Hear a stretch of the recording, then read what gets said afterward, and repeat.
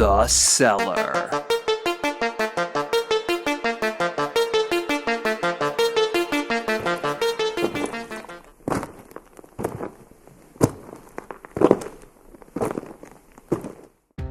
The Devil's Eye Cave Tragedy. In north central Florida, there's a well-known underwater cave called the Devil's Eye. The cave is located within the Ichetucknee Springs State Park. Ichetucknee Springs State Park is a 2,241-acre Florida state park and national natural landmark located 4 miles northwest of Fort White off State Road 47 and State Road 238. It centers around the 6-mile-long Ichetucknee River, which flows through shaded hammocks and wetlands into the Santa Fe River.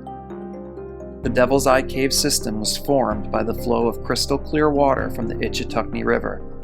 This water ran down into underground passages, ultimately creating the cave system as it is today. The Devil's Eye is only one part of a much larger spring system. The Devil's Den, as it's called, is made up of 3 natural underground springs. Together, the springs produce around 80 million gallons of water daily. The Devil's Den itself is one of the most unique places in all of America, offering a beautiful experience to beginners, expert scuba divers, and snorkelers alike.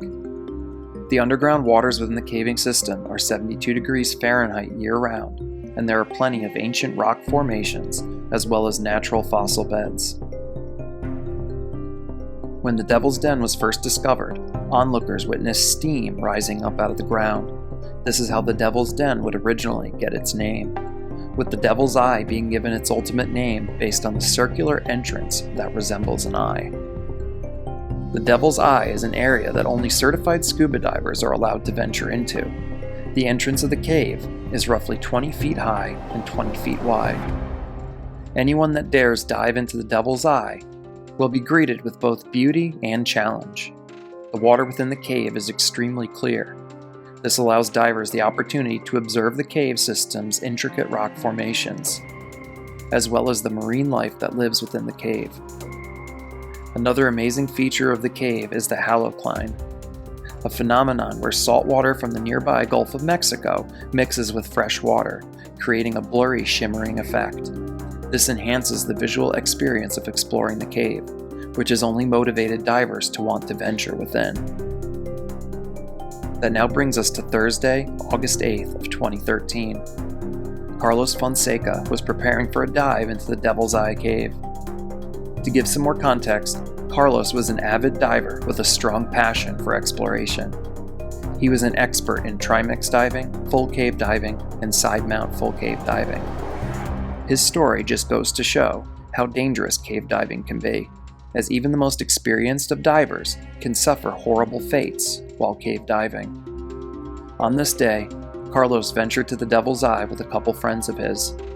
Carlos then began preparing an aluminum 80 cubic foot tank that was permanently and clearly marked with O2, oxygen, and Mod 20, maximum operating depth of 20 feet, as a stage bottle to 90 feet in order to extend his penetration distance into the cave.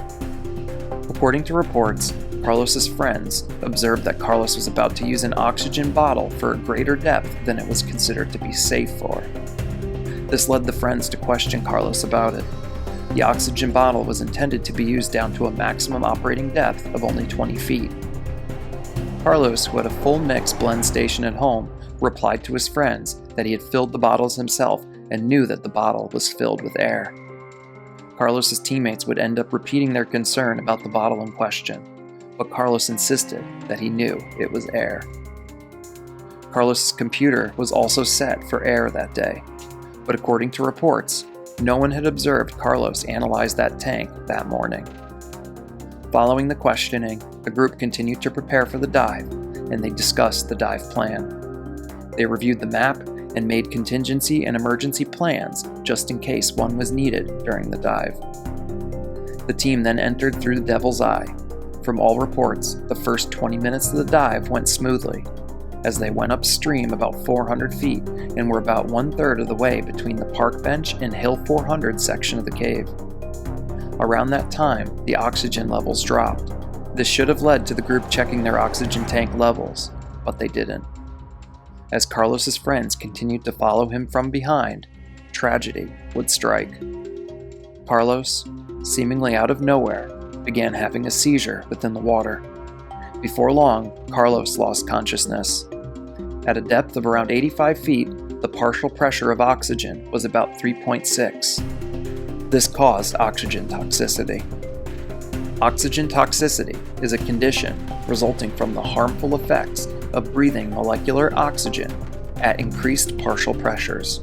Severe cases can result in cell damage and death, with effects most often seen in the central nervous system, lungs, and eyes. Frantically, Carlos's friends worked to drag Carlos to an exit through the Devil's Ear. They went through a wide passageway known as the gallery, passing one restriction, now giving them a more direct and easier path out of the cave. Carlos's friends were constantly observing his face and making sure that his nose was pinched and his regulator was in his mouth, as they pulled him along for the 20 minutes it took them to get to the cave's exit. According to reports, Carlos began breathing at 2 different points on the way out of the cave, as well as at the surface prior to him going into full cardiac arrest. As Carlos's friends surfaced, they immediately began shouting for help. Other divers and instructors would rush to Carlos's aid as they began CPR. Carlos would soon be transported alive to the hospital, but sadly, Carlos would later be pronounced dead. A cave instructor who took part in the rescue attempt later analyzed Carlos's tanks in the presence of members of the sheriff's department. The single-stage bottle was analyzed to be 98% oxygen. As we had discussed earlier, Carlos's friends had questioned Carlos on this bottle being labeled oxygen, and he had assured them it was air, and he was positive that it was. But that ended up not being the case. The partial pressure of oxygen was about 3.5 at the point of Carlos having a seizure at a depth of about 85 feet, ultimately causing Carlos to suffer oxygen toxicity. Ultimately, Carlos's death could have been prevented if he had only double-checked his tanks. This goes as a reminder to all who dive, no matter how experienced you are, you should always double and triple check every aspect of your equipment. In cave diving, complacency can ultimately be your downfall. Thank you all for tuning in to another episode. If you enjoy the content, please hit that like and subscribe button. It helps the channel continue to grow. Also, you can check the description box below and find the link to my merch store. Tons of awesome designs, and the proceeds help fund the channel. For those of you that are interested, I have a Cellar Dwellers membership tier for the channel. It's $2.99 a month. It comes with some pretty cool perks, so if that interests you, then please go check it out. I also have that linked in the description box below.